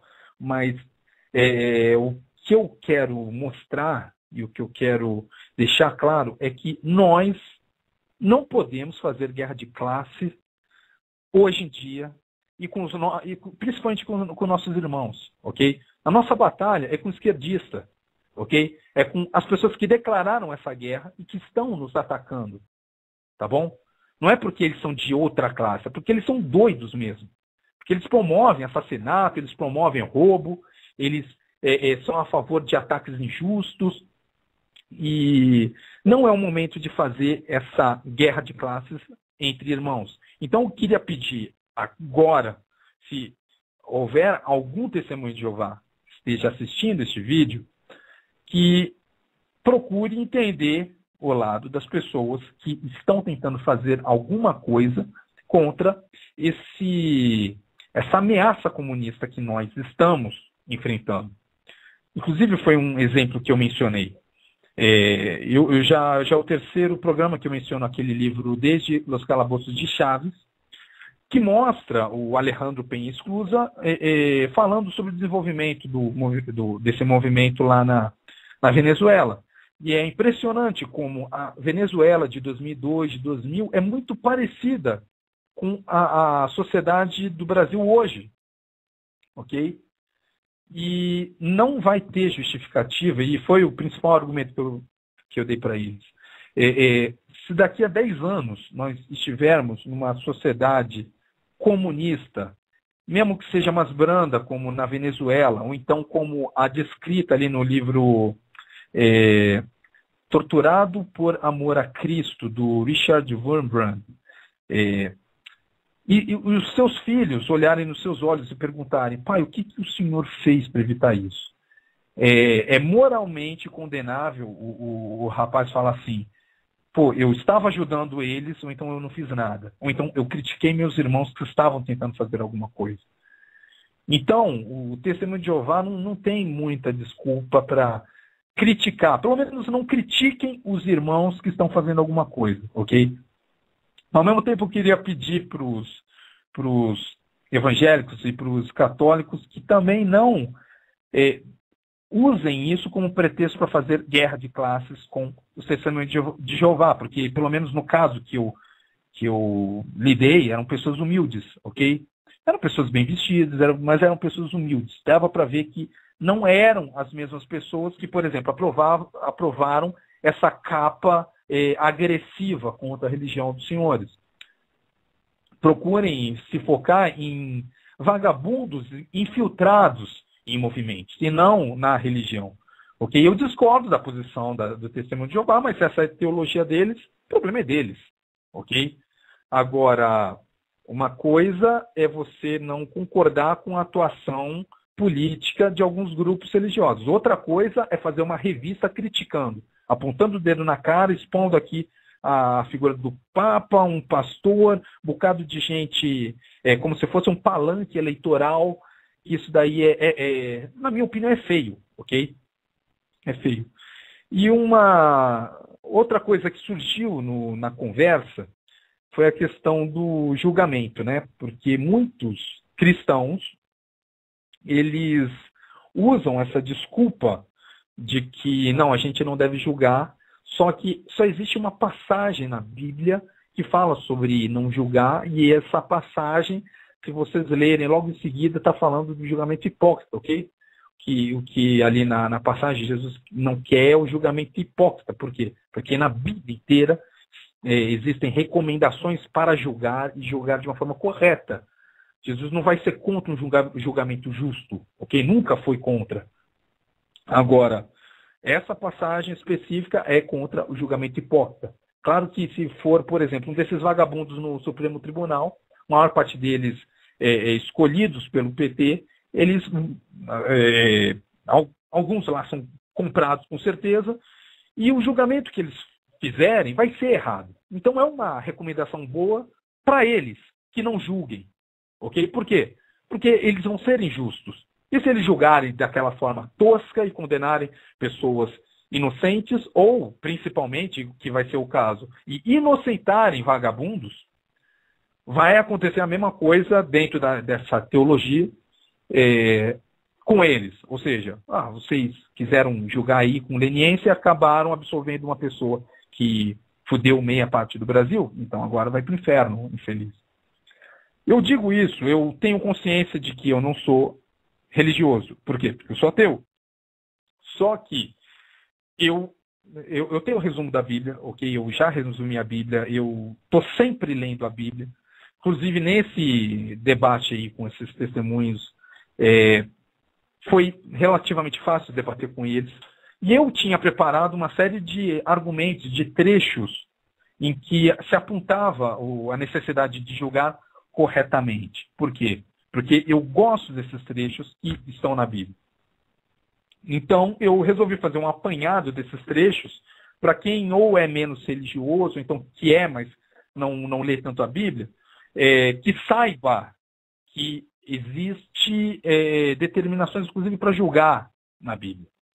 Inclusive, muitas vezes, Deus puniu o povo. Por quê? Porque ele não tomou a iniciativa de fazer justiça, de julgar. Outra situação importante, a questão do não dar falso testemunha, sim, é importante você não mentir. Mas a gente vê ali vários personagens da Bíblia que cometem ou falam uma ou outra mentirinha, como lá o Abraão, falando que a mulher dele não era mulher, era irmã, coisa e tal. Mas é o seguinte, essa questão do não dar falso testemunho é importante, é um dos pecados listados ali naquela lista dos 10 mais. E não são só 10 pecados capitais, são vários pecados. Se vocês lerem lá o Pentateuco, vocês vão ver. Mas era o seguinte, naquela época, e agora eu não vou me lembrar da passagem, mas para você fazer esse julgamento, você precisava ter 2 testemunhas, ok? Então, a testemunha dessas pessoas, o testemunho dessas pessoas, era importante para levar uma pessoa a uma condenação que poderia ser até a morte. Ou seja, você prestar falso testemunho não é uma coisa banal, é uma coisa grave nesse contexto, ok? Então, o julgamento correto, ao mesmo tempo, olha só, no Antigo Testamento, no mesmo tempo que Deus está dando essas instruções, ele diz que se não fizer isso corretamente, ele vai punir até quem está testemunhando errado ali. Ou seja, é importante e existe uma determinação para você julgar corretamente. Agora vamos lá. Sobre julgamento e discernimento. O que tem na Bíblia? Em Reis 1, capítulo 3. É o Salomão dizendo, ele diz assim, versículos 7 a 9. Agora, pois, ó Senhor meu Deus, tu fizeste reinar a teu servo em lugar de Davi, meu pai. E sou apenas um menino pequeno, não sei como sair nem como entrar.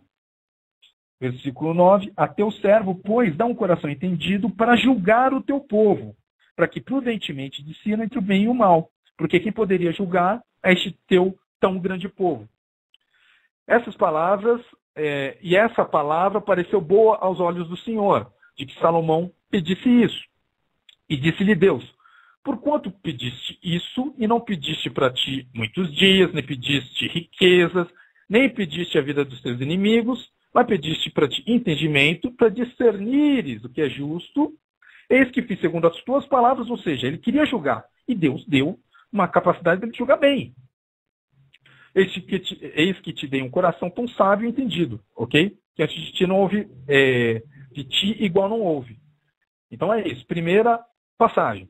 Outra, Crônicas 2, capítulo 1, versículo 10 e 11.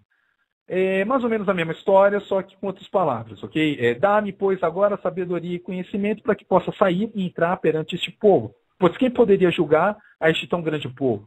Então Deus diz a Salomão, porquanto houve isso no seu coração e não pediste riqueza, bens e honra, nem a morte dos que te odeiam, nem tampouco muitos dias de vida, mas pediste para ti sabedoria e conhecimento para poder julgar o meu povo, sobre o qual te constitui rei.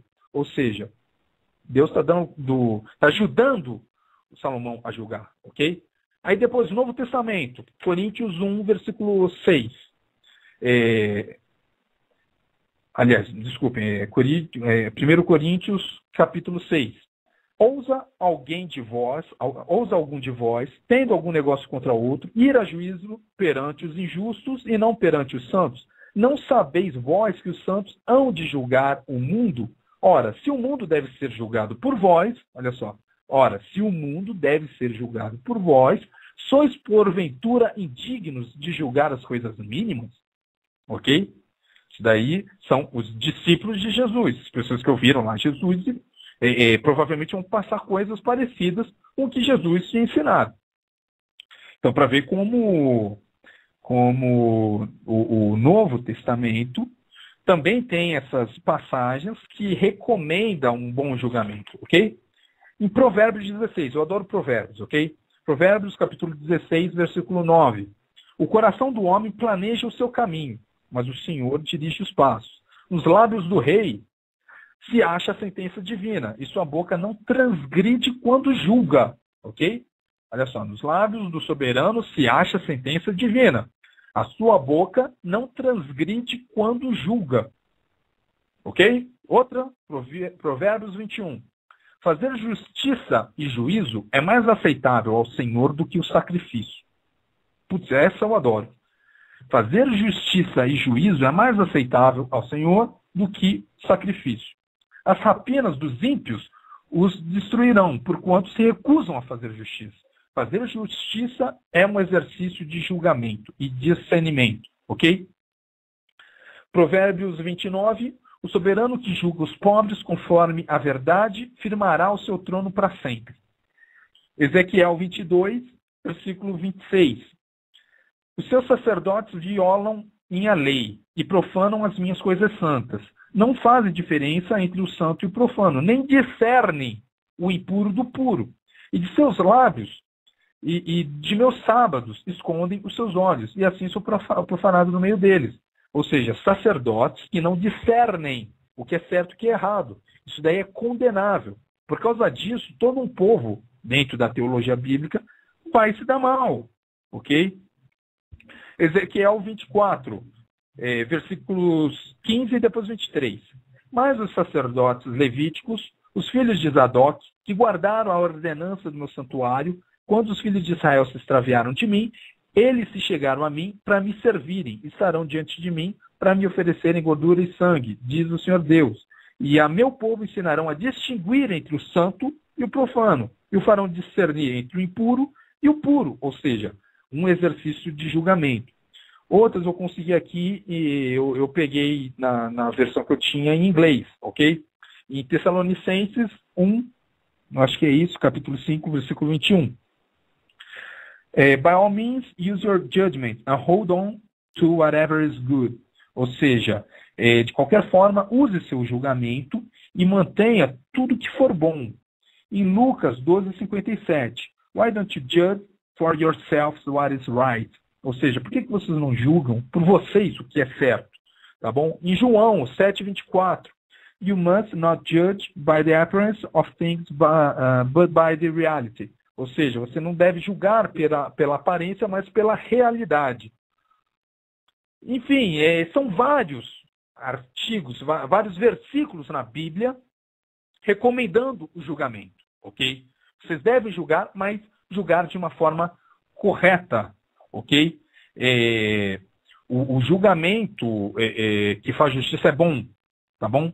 E essa é a mentalidade. Eu até tenho segurança para falar isso, porque é uma teologia, que é a teologia que eu admiro, que eu estudo também, que é a dos norte-americanos mais conservadores, que são conhecidos pelos bandidos, que evangélicos sejam bandidos, mas bandidos infiltrados na igreja evangélica brasileira, que chamam eles de fundamentalistas, ok? Só para deixar o negócio claro, eu respeito os evangélicos brasileiros, eu sei que esses movimentos que eu vou falar aqui são bandidos e vagabundos, mas eu tenho consciência que são bandidos, vagabundos infiltrados no movimento evangélico que fogem de uma forma quase completa da teologia evangélica padrão, e eles mesmos falam que é fundamentalista, ou seja, tem fundamento na Bíblia, e a nova deles que eles querem inventar, ok? Então esses vagabundos criticam essa teologia norte-americana. Novamente, os norte-americanos, eles têm, quem sustenta a pena de morte lá são os evangélicos. A maior parte dos evangélicos é a favor da pena de morte. E são eles que mantêm esse sistema norte-americano. E é por isso que lá ainda há justiça. Por isso que lá eles ainda são a última barreira contra o domínio comunista no mundo. Tá bom? Por quê? Porque eles não têm preconceito de julgar e porque eles buscam fazer justiça. Tá? Então, continuando. Sobre a teologia da missão integral. O que vocês precisam saber? Em primeiro lugar, já havia iniciativas para comunistas se infiltrarem nas igrejas e em praticamente todas as religiões, principalmente usando infraestrutura que foi criada na dominação ali da União Soviética, da China. Eles aprenderam como se infiltrar nos grupos religiosos e controlá-los.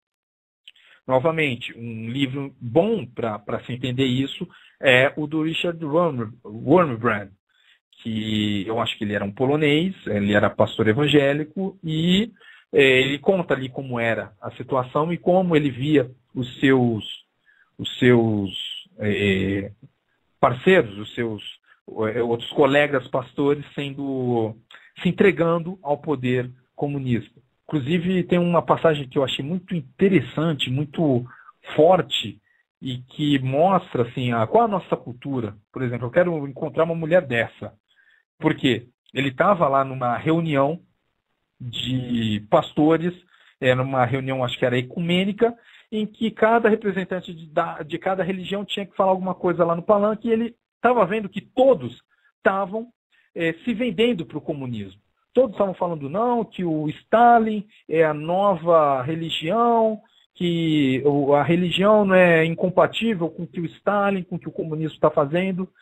E a mulher dele cutucou ele e falou assim, mas você não vai falar nada? E ele respondeu, se eu falar, eles me matam. Aí ela falou assim, pô, eu prefiro um marido morto do que um marido covarde. E ele foi lá falar. E, na minha opinião, se essa era a opinião deles, ele fez a coisa certa. Inclusive, era a coisa que eu faria. Se fosse para falar, as pessoas têm que falar alguma coisa para o governo comunista brasileiro, e se eu falar alguma coisa de direita conservadora, eu vou morrer. Pô, eu vou morrer. Eu não vou vender meus ideais por causa do medo, ok? Aquele negócio. Eu já cansei de ter medo, já cansei de não falar o que deveria ser falado. E é importante falar. E no caso, ela sabia, a mulher dele era uma mulher forte, ele era um homem forte também, eles sabiam que deveria ser feito, que deveria ser falado. Inclusive, outro caso que mostra como essa estratégia de você não criticar, de você não agredir de uma forma tão direta, ok? Esses vagabundos de esquerda fazem em todo momento. É assim, você só fala o que eles querem e eles não te criticam. Claro, se você fala assim, eu gosto de caça, eles vão te criticar. Eles vão falar que você é bandido, que é agressivo, coisa e tal. Mas geralmente são assuntos no campo deles. Então eles falam, não, mas eu não vou criticar, não vou julgar, principalmente se for bandido. Tipo, eles, não vou criticar bandido, coisa e tal, porque está dentro da agenda deles. E com isso eles querem parecer bonzinhos. Mas defender, por exemplo, que o mensalão não aconteceu, isso pode. Defender leis que agridem a propriedade de nossos irmãos, não, isso pode. Isso daí não é tão ruim quanto você chamar um vagabundo de vagabundo. Isso não é tão ruim quanto você chamar um guerrilheiro de vagabundo que deveria ser morto mesmo. Ok? É disso que a gente está falando. E essa passagem aí do Wurmbrand me lembrou o Macabeus. Por quê? O Macabeus, se começa a revolução quando o rei ali da região, eu acho que estava em Emaús, ou uma cidade próxima, eu acho que não era Emaús, mas era uma cidade próxima de Emaús, ele manda o sacerdote fazer um sacrifício pro rei. O que o sacerdote não tinha autoridade, o sacerdote judeu não tinha autoridade para isso. Então, nesse momento, vendo que o carinha ia fazer isso, o pai do Judas Macabeu, que eu não me lembro o nome agora, estou falando aqui de cabeça, me desculpem, mas ele vai até o altar, eu acho que ele mata o sacerdote vendido, mata o representante lá do rei que estava subvertendo o seu direito, ok? E fala assim, aqueles que ainda confiam nas leis, me sigam, ok? E ele sai da cidade e todos os que ainda confiavam naquele pacto, naquelas leis, naquela religião deles, então, naquele modo de vida deles, ok? E que eu considero na liberdade deles de praticarem uma religião que eles estavam afim, o seguem. E no final das contas ele inclusive ganha a guerra contra eu acho que era contra os gregos. Eles se aliam com os romanos para expulsar os gregos ali da região. Então é mais ou menos esse o espírito que eu vejo do verdadeiro cidadão, ok? Quando eu estou elogiando, não é só porque eu admiro a religião, principalmente porque eu admiro como, em alguns momentos, em algumas situações, a religião cria pessoas livres, ok? Eu já falei no último programa que eu não estou aqui com os religiosos porque eu sou religioso, mas porque eu reconheço que quem está lutando por liberdade hoje, a maior parte é religioso, a maior parte segue alguma religião e de uma forma muito séria, ok? Então é isso que nos une. A religião cria verdadeiros cidadãos, pelo menos em alguns lugares, tá bom?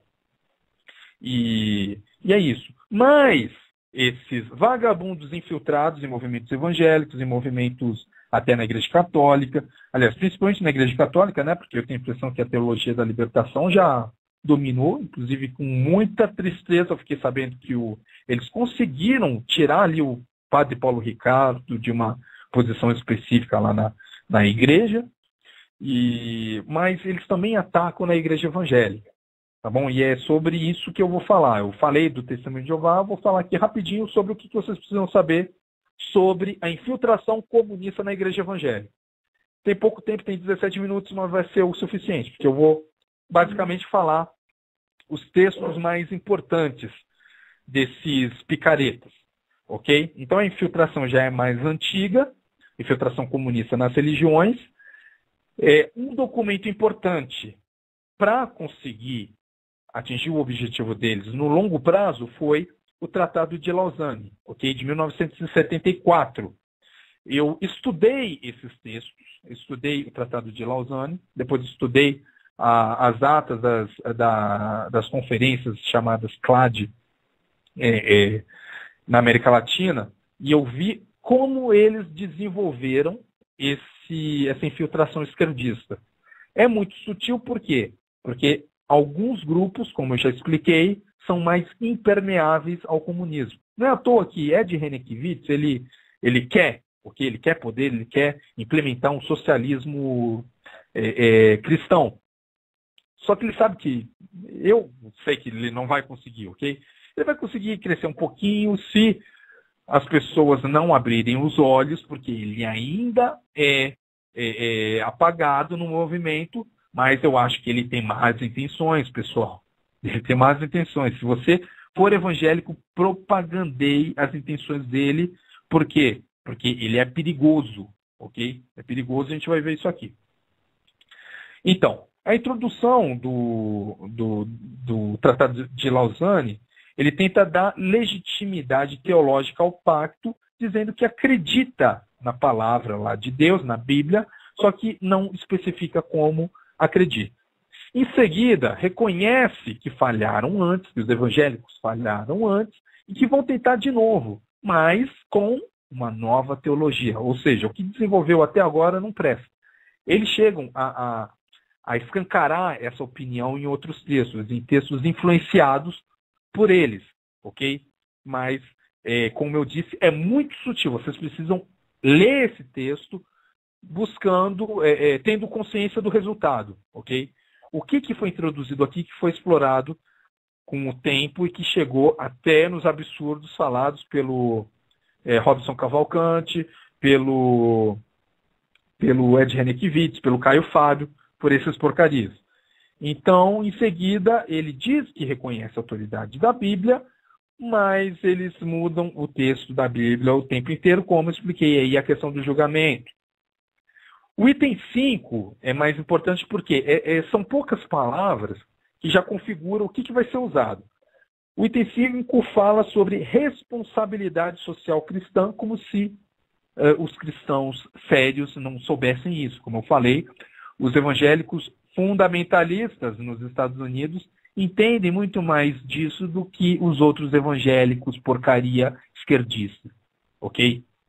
Por exemplo, o Obama, ele fazia parte ali de uma congregação evangélica, mas e daí? Ok?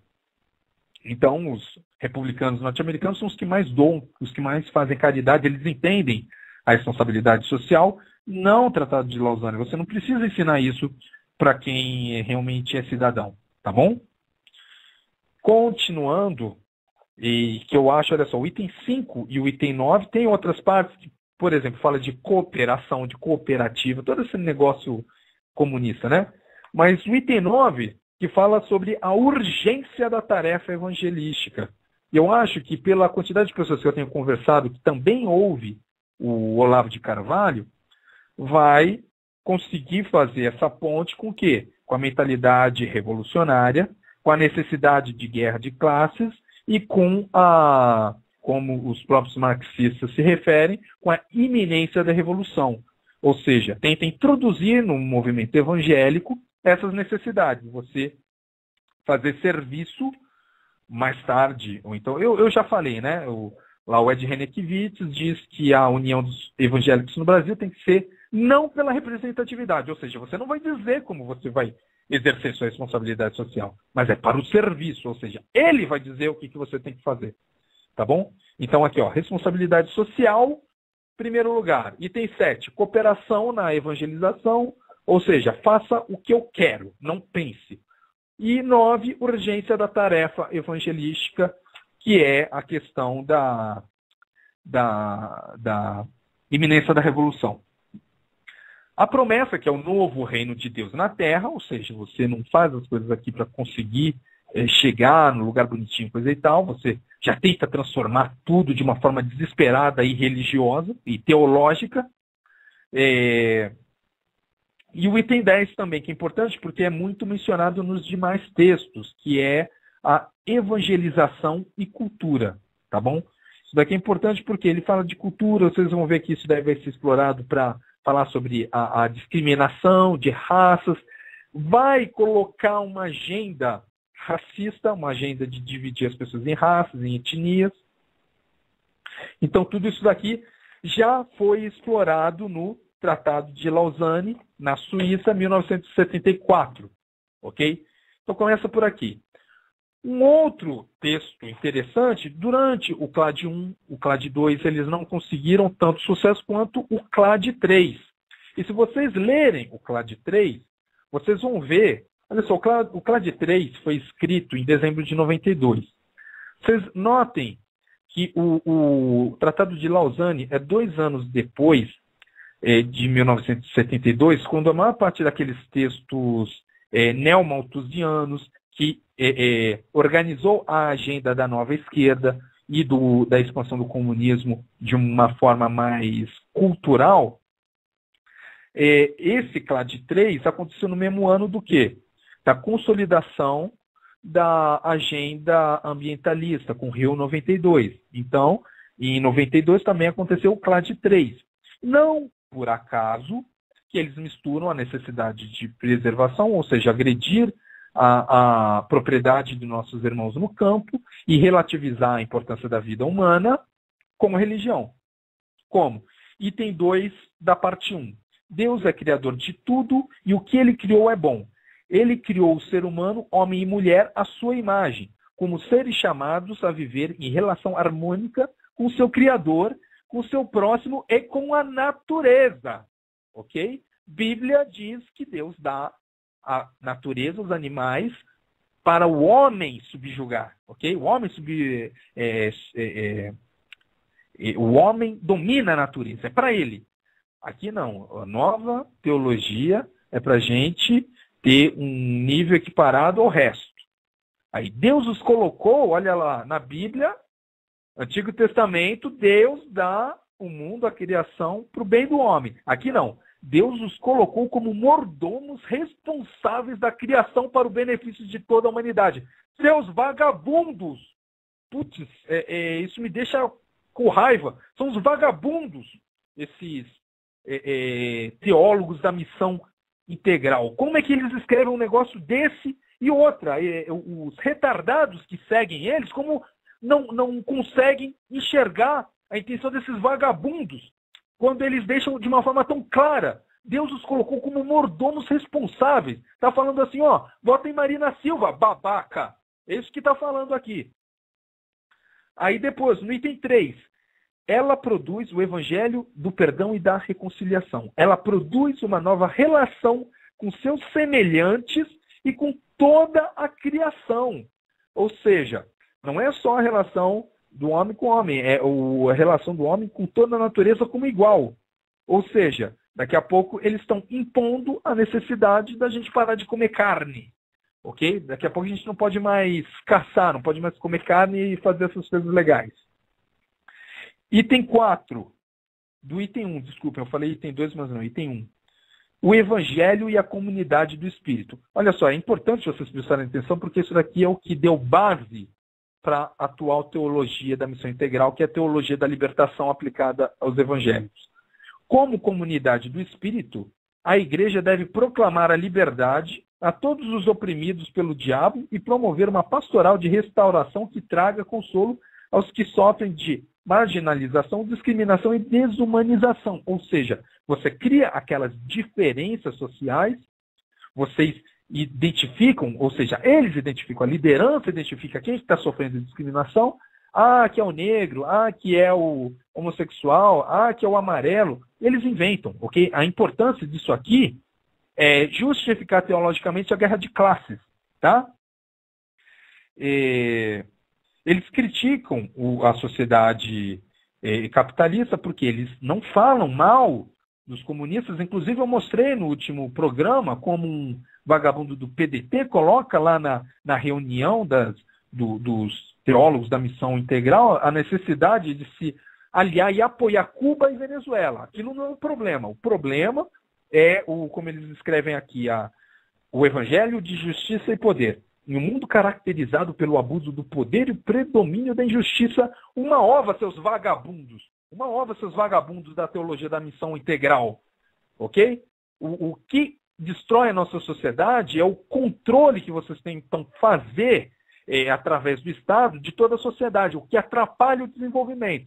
Que aí sim não deixa o carinha criar emprego, o cara tem que, quando contratar alguém, tem que pagar metade para o Estado, sendo que o infeliz lá nunca vai ver esse dinheiro e quando vê é pouco, ok? O Estado, com esse recurso, ele não dá a infraestrutura necessária para o trabalhador ficar feliz, e é isso que fode os brasileiros e os países subdesenvolvidos. É a postura de vagabundos como esses teólogos da missão integral. Item 3 da parte 2 do CLAD 3. Como evangélicos, precisamos voltar a valorizar nossas raízes indígenas, africanas, mestiças, europeias, asiáticas e crioulas, e considerar a pluralidade de raças e culturas que têm contribuído para nos enriquecer. Papo furado. Prefiro, olha só, muito melhor do que esse lixo, do que esse papel higiênico, está na Declaração de Independência norte-americana e na Constituição norte-americana. Nós, o povo, reconhecemos que somos todos criados iguais, com o mesmo direito, blá, blá, blá. Ok? Somos todos iguais. Tem aquela questão de escravidão na época, mas logo depois eles tiraram. Muitos dos que declararam eram contra. Ok? Então, mas vocês conseguem ver essa intenção já na Declaração de Independência e na Constituição. Nós, o povo, reconhecemos, somos todos iguais. Todos criados iguais. Se eu tenho uma cor diferente do índio, problema é da cor, não sei, das diferenças de frequência das ondas eletromagnéticas. Somos todos iguais. Ponto. Querer valorizar é o quê? É o primeiro passo que eles dão para gerar conflito entre grupos. Continuando. Aqui, vamos ver. Sim, eu vou ter que pular porque está chegando no fim. Mas a missão integral. Isso demanda também uma compreensão dos novos desafios que o mundo atual apresenta, tais como globalização, pós-modernidade, ressurgimento do racismo. Onde é que eles estão vendo? Onde esses vagabundos estão vendo o ressurgimento do racismo? Pelo amor de Deus, Quem implantou, pouca gente sabe isso, olha só. Podem propagar que essa informação é verídica. Quem criou aquelas leis racistas no sul dos Estados Unidos eram democratas. O líder, o cara que criou a Ku Klux Klan, era um democrata. Então não vem com papo furado dizer que ressurgimento do racismo está acontecendo, que isso daqui é só para vender mais guerra de classes. É só para convencer os bobinhos que acabam não se orientando com o que esses líderes do mal querem fazer com eles, só para orientar a posição deles em favor de lei racista, de cota para negro, de cota para índio, de cota para tudo, e separa a população. Ok? Então me desculpem por esse final mais nervoso, mas não tem como se indignar. Sim, tem o item 6 do item 3, que fala assim, a urgência da missão. Não podia faltar isso, né? A urgência da missão. A Igreja na América Latina deve assumir plenamente e sem tardar sua responsabilidade na evangelização mundial, ou seja, mentalidade revolucionária. Se você não tem, pode ficar tranquilo, porque a teologia da missão integral vai colocar na sua cabeça de retardado. Entendeu? Então, meus amigos, minhas amigas, minhas irmãs, meus irmãos, combatam essa porcaria, que isso não presta. Isso não presta. Isso daqui é coisa do mal. É para realmente criar guerra de classes, criar problema na sociedade. Eu vou fazer uma pequena... Eu acho que ainda tenho tempo, só para vocês terem uma ideia da mentalidade desses retardados, ok?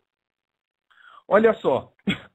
Em convite, imagina só, um bandido falando num lugar de bandidos, né? O Caio Fábio foi convidado a falar no Congresso Nacional sobre ambientalismo. E na visão dele, olha só, a presença humana na Terra é a maior ameaça. Imagine, olha só, o que é? É considerado o herói marginal do Ed Renekiewicz. Isso mesmo, Caio Fábio, o mesmo bandido. A presença humana na Terra é a maior ameaça. É com esse tipo de gente que a gente está lidando. Outra, quem mais ofende a criação para o Caio Fábio? Quem é? O Ocidente cristão protestante. É justamente os inimigos dos comunistas, ok? O universo é sagrado, ou seja, ele muda a teologia. Eu li a Bíblia, eu posso não concordar, eu posso ser ateu, mas eu sei que Deus é Deus, a criação é criação. Mas ele fala assim, o universo... Olha só a mentalidade de retardado, ok? E, enfim, eu ia falar mais aqui com menções do Ed Renekiewicz. O Ed Renekiewicz é o maior propagador dessas ideias bandidas aqui no Brasil e no meio evangélico. Infelizmente, muita gente segue essas porcarias, mas a minha função aqui é alertar as senhoras e os senhores. Eu gostaria de então, me despedir. Muito obrigado a todos que assistiram o programa. Me desculpe por não ter tido tempo de abrir para perguntas, era uma vontade minha, mas infelizmente não deu. Como vocês viram, eu tive que correr, e até o próximo programa. E se vocês lembrarem de fazer aquele resumo, as pessoas feridas também pelos terroristas, por favor, mande que eu falo no próximo programa. Então, muito obrigado. Um abraço a todos meus irmãos, minhas irmãs de todas as religiões, ateu ou não, agnóstico ou não, e até o próximo programa. Dia 25 de julho, numa quarta-feira.